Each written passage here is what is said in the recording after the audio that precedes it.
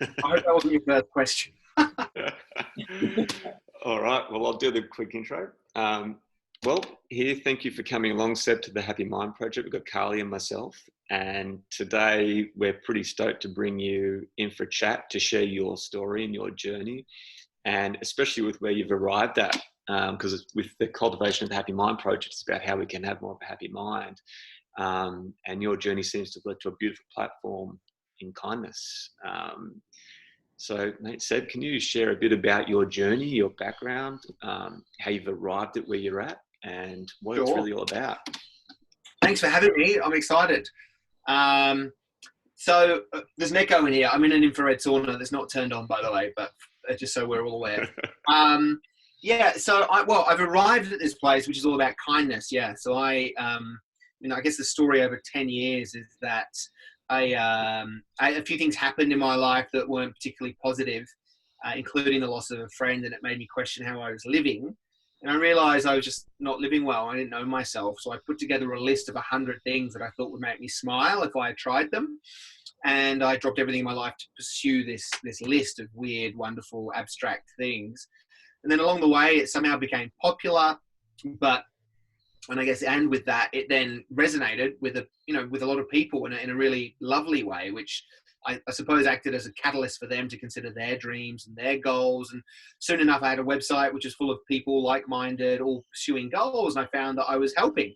I'd helped myself for a long time. You know, that oxygen mask analogy, I had mine on through my list. And now I was somehow helping other people with their goals and dreams. And then I found I would physically go and help people, from pushing people in wheelchairs to complete races to, finding suits for kids who are going to their proms but couldn't afford suits, and all that stuff. And then fast forward again a little bit, and now I find that I matchmake acts of kindness between people who need help and people who want to help. And I found, every single day of my life, I keep bumping into good people who keep showing me that kindness is it's within all of us. It's just a matter of activating it. And I believe innately we all have the ability and desire to be good to one another.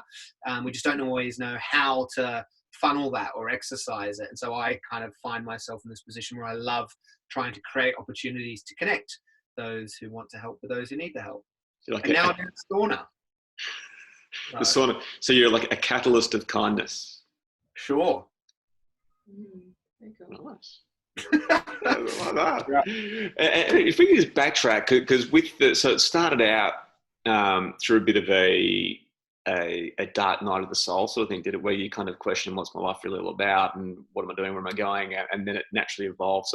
So what was your steps of it? Because there's 100 things, right? That was the origin to then obviously a step to where you are now. Can you tell us a little bit more about what that was and what it is? Yeah, well, 100 things was, I think we live in a culture where we're not really given permission to think about ourselves. In fact, if you do think about yourself, you're suddenly labeled as selfish, which is an insult for some reason. I think being selfish is crucial to being able to be selfless. So yeah, it was just, we're all very, very different. But the thing that combines it is we all have wonderful minds to conjure up thought and aspire to do things and goal set for things that are meaningful and relevant to us as individuals. We're all different. And I just had never really done that. I just sort of followed the blueprint of life that's put down in front of us. Not to say that it's bad, but I don't think it suits everyone. And I was halfway down that route, having finished school, gone to university, had a degree, getting various jobs, and that would have led to careers and money and securing of money to buy assets and then start a family. And it's great. Wonderful concept, but didn't fit for me. So, given a few things that happened to me, I gave myself permission to think about myself, and I came up with a list of things that had goals that were very relevant and meaningful to me, far more relevant than the things that I was following at that time anyway. And so I found myself just doing things that, for no other reason than I thought it would make me feel good. And then, I sort of found myself, in a way, and I think it's always an ever-evolving thing. Are we ever complete? The answer is probably no. But I felt a lot closer to myself, at least. And then, other people took stock of what was happening, and they were like, well, if he can do it, so can I. And I'm not the only person with a list, right? Yeah. We all have them, just not everyone follows them. And I've been having a good time doing it. And as you say, yeah, that was kind of the moment that, not the moment, but the process, at least, it got me into a position where, I'm able to be useful to other people. only because I helped myself. It wouldn't have made sense 10 years ago for me to go, right, everyone, I'm completely lost. Who can I help? You know, to a degree, it would have been nice, but it wouldn't have been my truth, if you will. Yeah. You know, I think we all deserve to be living a life on purpose, whatever that is for us. You any questions, Carly? So, Seb, did this start for you, this 100 Things list, and that journey start in LA or before you arrived in LA? Oh, yeah, no, way before LA. LA's just been the recent 3 years of my life. What I do got turned into a reality show. So I end up moving here to film a show, and I never talk about it. I always forget. Yeah. But no, it was 7 years before that. I was in Australia, and yeah, I was actually in Canada when I heard about my friend passing, and then I thought, well, that's it. I'm creating a list because, you know, I valued and appreciated the way that he lived his life, which for me was a life that reflected his values, and I wasn't doing that. So I flew straight to Las Vegas and married a stranger, which to me was important for my own reasons, and I don't care what you think. So anyway, I did that, and I thought, wow, that feels unbelievable. So I just felt happy. I was smiling genuinely, and I felt very accomplished. And obviously, that doesn't make me the most accomplished person in any room, even a conversation of three. But I felt good, and I thought, well, I'm just going to keep on going. So went back to Australia. And then, I mean, I was there for a number of years trying to do things from my list that I didn't have to go anywhere for. So, you know, I applied to every TV game show. I wanted to be on a TV game show. I got on one called Taken Out, which was a horrendous dating show. What else did I do? A stand-up comedy. I ended up doing a triathlon. So I was doing things that I could just manage well and easily at home. And then I ended up saving about $9,000. And then when I had that, I thought, that's me. I'm gone. So I took off overseas for like 2 years, ticking random things off my list, ran out of money very quickly, and then just started seeing that, like, yes, we're the spark for everything we do in life. Of course, you know, we're the ones who take that first step or two or maybe three, but I was able to do incredible things on my list that was only really made possible when other people helped me. And I just started seeing that really this is all about connection. You know, essentially the story is not about a bucket list. It's not about me. It's about mental wellness. You know, it's about mental wellness. It's about living on purpose. It's about growth. It's about connection. And as I said before, I keep seeing every single day that people are good. And, you know, even this Corona thing that's happening at the moment, you know, what the most beautiful thing about this is suddenly I'm in a sauna speaking to you guys. You know, we wouldn't have happened otherwise. Yeah. So as people, we are so wired to connect with each other. And, you know, I've just found that to be the driving force for everything. So, yeah, people helped me along the way with this journey. And I'm, you know, I guess I'm helpful for other people now too. So, yeah. What's on your list? What do you want to do? I was just going to ask you, aside from sitting in saunas and chatting to people through Zoom at the moment, what's going on? How does life look like in LA at the moment? Because a good friend of mine's just left there to come back to the beaches. How is it day to day? How are you connecting with other people aside from Zoom?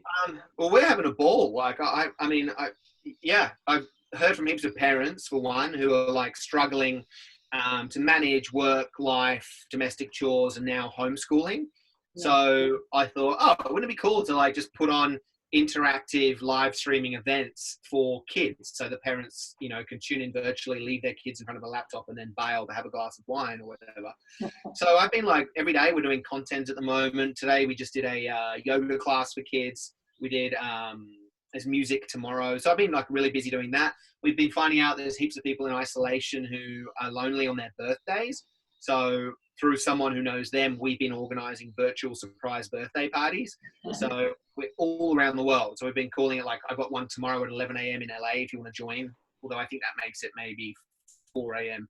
So for you. Anyway, so we've been doing that, virtual birthday parties every single day. And then I was kind of going down this virtual route anyway. I do a bunch of keynote speaking, and I've been starting to do that. So I did a conference yesterday for a women's finance group, and virtually in my living room, which is really fun. And we're doing, I'm building a workshop at the moment around the idea of how to create a list and then how to activate your list. And then, yeah, just helping. I mean, I could go on and on and on. I mean, really, I've never been busier. I mean, I heard from a lady yesterday whose mum is in hospital. Unfortunately, she's not doing very well at all.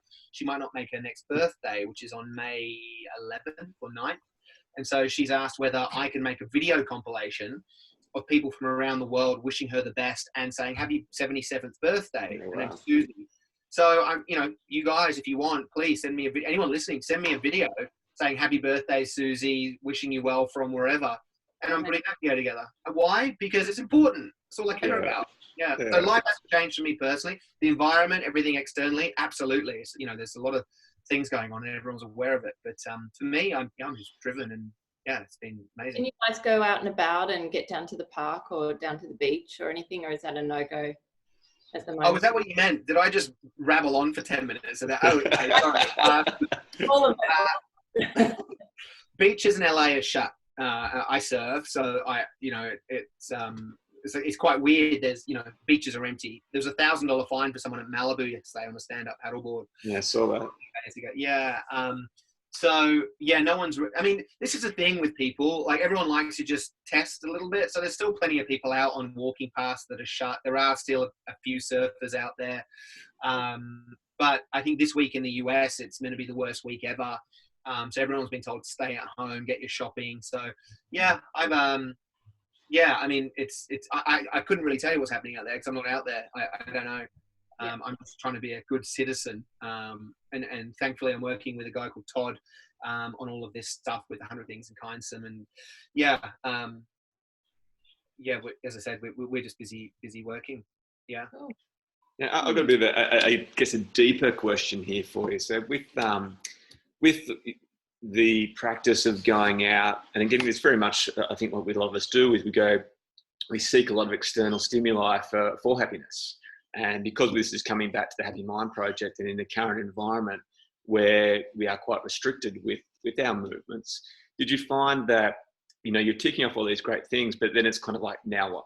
And was that when you kind of arrived at that sense of, hold on, there's something beyond just doing these external situations and putting myself in these crazy things, which are all fun, but then the fleetingness of the happiness comes and goes, but then now what? So how did you come to, what was that? I think I saw in that was that beautiful moment, which I watched in that video where you're with the gentleman in the marathon. What happened there? Well, I think, that moment was, to answer your first question, you're right.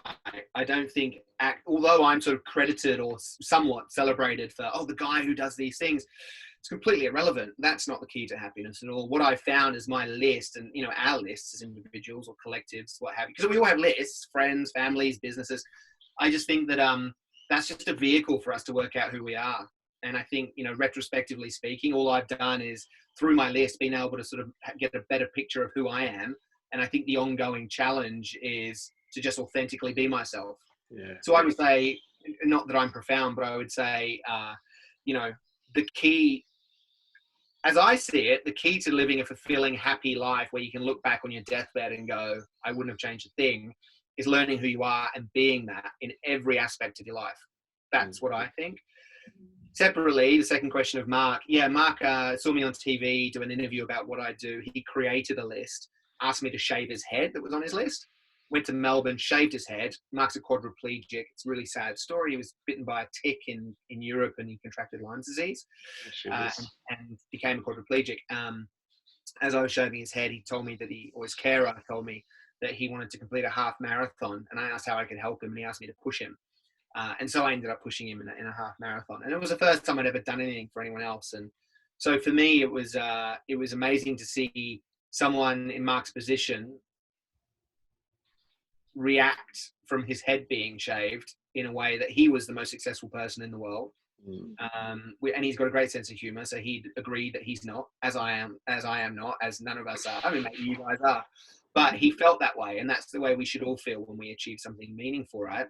And then for me, in the moment of just shaving his head, I had never done anything for anyone else. And it was tiny and easy, but I just felt, this is great. And yeah, it led to me helping him, or us completing the marathon together, I should say. And then lots of other people reaching out to help. And that was kind of the tipping point for me. It was kind of, the journey had been selfish until that point, very self-indulgent. And then it turned into something really sort of opening and beneficial to community, I guess you'd say.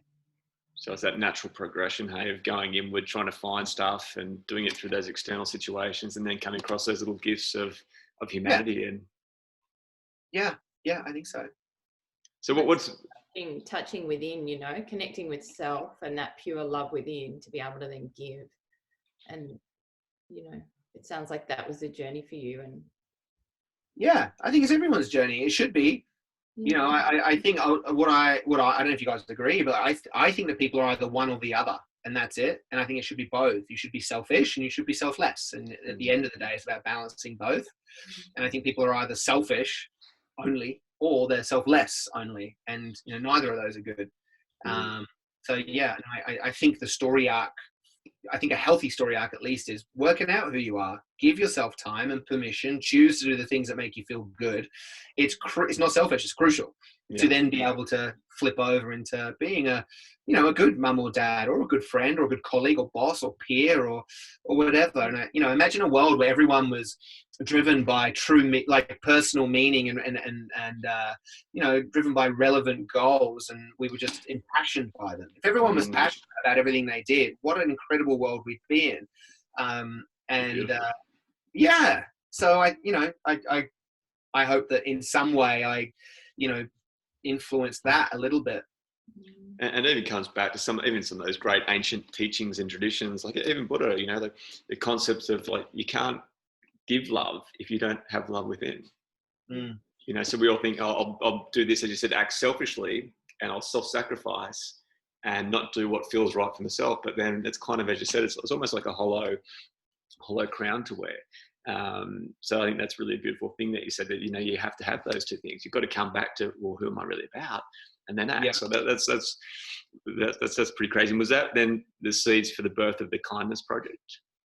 Yeah, basically, it's called Kindsome, and yeah, it was just the idea that I couldn't help everyone myself, obviously, and then I had all these other people asking me, "Hey, do you know anyone I could help?" And I was like, "Yeah, I know heaps." So I just started like an online. It's like it works like online dating, but it's not for love or dating. It's for kindness. So you can go, if you need help, go there, post a project. Hey, I need help with something. And if you want to help, you can go there and search for people via category or location. And what's been some of the ones that have melted your heart and seeing what's carried out there?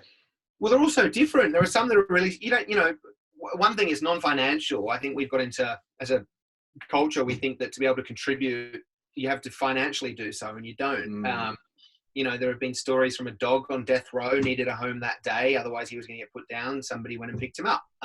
To a father whose eldest son passed away, and he wanted to build a treehouse in memory of him for his family. Didn't know how to build a treehouse, so 20 strangers from all around the US flew to this guy's house and built him a treehouse over 3 days. To, at the moment, there's a lady who needs a kidney. In LA, she's going to die. She doesn't have a kidney. So, to you guys, to anyone who's listening, if you want to donate a kidney, let me know. So the opportunity, you don't have to do that. It's obviously very extreme, but there's another one, if anyone's interested. There's a lady who's 99. She lives on a farm by herself in Ohio. And her daughter has got in touch with me. She can't get to her because of the isolation and fears that she's going to die of loneliness. So she's asked that people send birthday cards to her mum. So again, it could be as simple as everyone right now writing a birthday card and sending it to a complete stranger.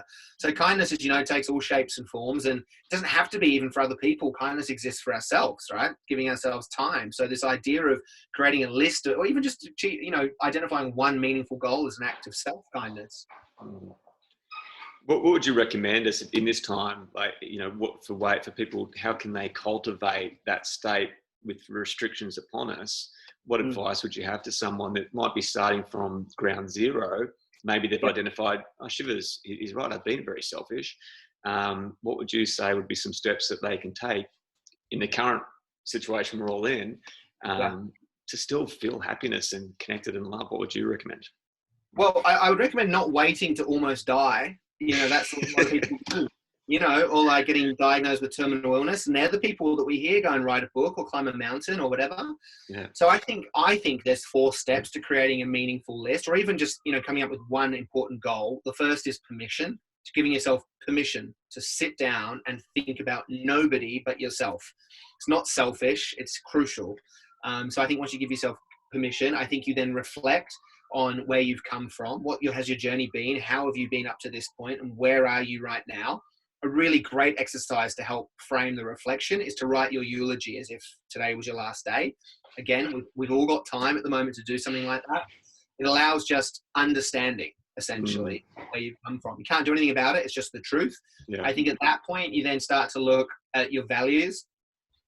You try and understand, well, what are the things that turn me on in life? Is it family, connection, adventure, spirituality, education, career, humor? Could be, I think if you identify those like general pillars, values/pillars, that's the third step. I think you then use those pillars to, ignite your goals. So if, health is an important pillar in your life, what can you do? What's one thing you can do right now in home, in isolation, that will allow you to strengthen that pillar, that tenet to your life that you identify as important? And it could be doing 10 push-ups a day. It could be eating healthy. It could be anything. So that we're always in a perfect place. We're always in a perfect place to think about ourselves and come up with a goal. So now's no different, isolation or not, but with reference to isolation, give yourself half an hour, sit down, give yourself permission, do that by getting a pen and paper, reflect on where you've been, write a eulogy if you want, then consider the sort of general pillars of your life that you consider important to you. And then from those pillars, just think of one goal per pillar. That's how you create, a list using 4 steps. Then I think if you're talking about activating and achieving, I think you just choose one of those goals. That's step 1. I think you then just create an action plan. Who do you need, using a who, when, and what? Who do you need to talk to about this? Who's involved? When can I action this? When can I start? Is it something that's seasonal? Is it something I can do once a year, or can I do it today? Once you identify that stuff, I think you basically just understand what your strengths are, understand what's been holding you back before. This is obviously a bigger process, by the way. I'm just rattling through it. But the 4th step is the, pretty much the ultimate one, which is just action. Just action. We for some reason don't do things. We have excuses, we have limiting beliefs, and I think you've just got to action these things, but you have to know what to action. So it's come up with one meaningful goal basically, and then do it. That's it. And be honest with yourself about it too. Yeah. Why? I mean, if you're not being honest with yourself, you're kidding, right? And what's your thoughts and advice? Say someone takes action, then that self-limiting belief and that fear, I shouldn't know, and I feel bad, that when they might meet a bit of failure or resistance in those first couple of steps, because obviously you push yourself right out there. And I can imagine that, oh my God. And there's that consecutive process of growth. But I'm sure we can agree that some of us, we go out and then we hit a speed bump, and it feels so much easier and safer just to crawl back into that safe confinement.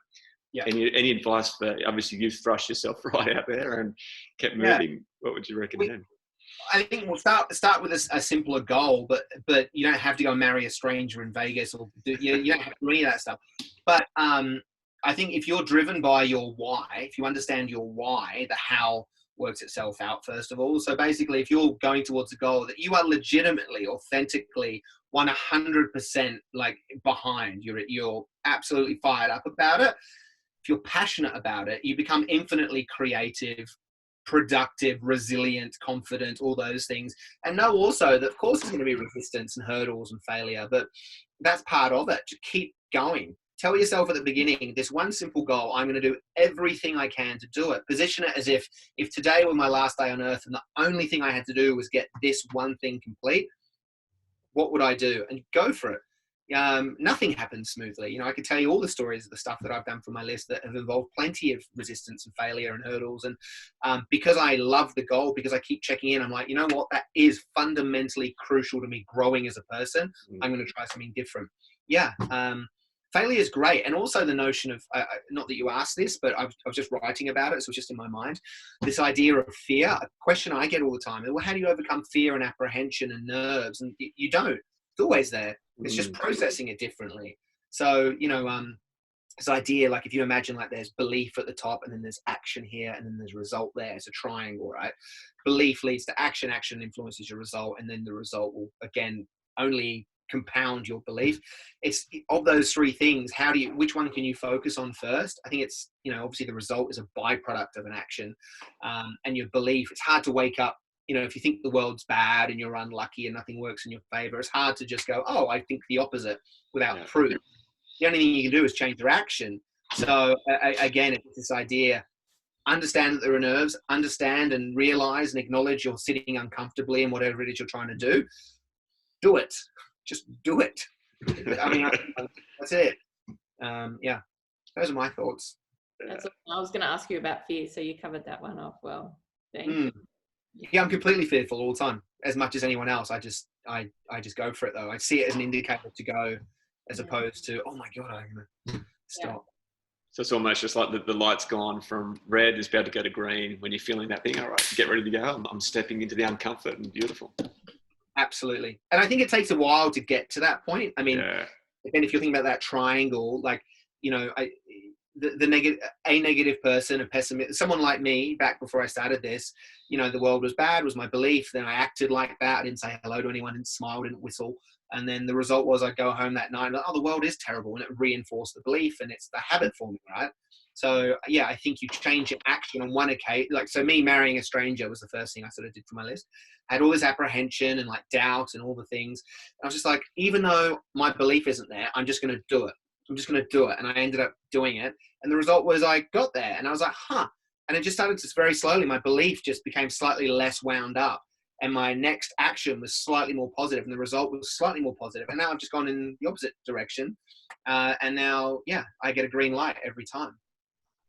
That brings up two questions, and I love that. The first was, I was going to actually ask you, were you always, you know, you seem to have this real zest and great vibrancy for life, that you kind of answered that you weren't. So you had that, as a kid, you weren't that kind of full on energy and just go for it and sort of character? No, I did. Like, I had energy, but I was just like completely lost. I just listened to everyone else. You know, if a friend said, oh, you won't be able to do that, they were right. You know, I wouldn't try.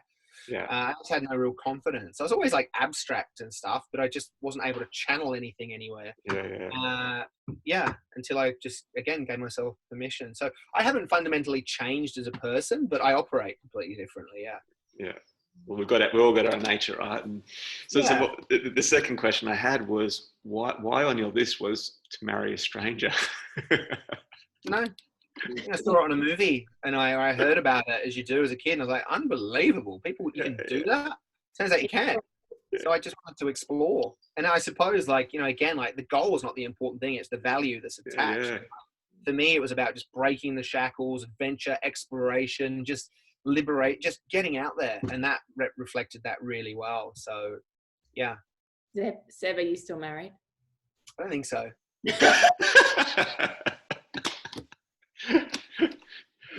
Yeah. Now, guys, I don't mean to be rude, but I got to go. Okay. That was awesome. Well, mate, thank you for your time, Seb, and that's greatly appreciated. Where does this live? Where do I find? How do I support the Happy Mind Project? Jump on Instagram, the Happy Mind Project. We also have a website, thehappymindproject.com.au, and a Facebook group where people can come on and get support, and all these recordings and tips and strategies for Happy Mind will be on there. And likewise, how can people tap into some of the great things you're doing? Sure. I'm just trying to find you right now on Instagram. Okay. So, if anyone wants to, how can they get involved? Well, if anyone wants to start a list, let me know. I can send you some stuff on it. But if anyone wants to be kind to yourself or to other people, if someone out there needs help, we know somebody who needs help, nominate them. Let me know. Go to kindsome.com and nominate them. But I think, like, right now in isolation, I mean, if anyone wants to join one of our virtual birthday parties, let me know. If anyone knows someone who's having a birthday, let me know. Next week, we're starting up like fireside chats around bucket list items. So I think the first one's going to be a singer-songwriter, learn music type fireside chat. If anyone wants to be a part of that, let me. I mean, it's just awesome. Just get in touch. There's so much stuff to do. I mean, it's great. Awesome. Well, mate, thanking you. And thanks for your time, Seb. Of course. Thank you guys. Thanks for doing everything you're up to. I appreciate it. And I love that breathwork class the other day. It was incredible. And I'm going to be at the next one.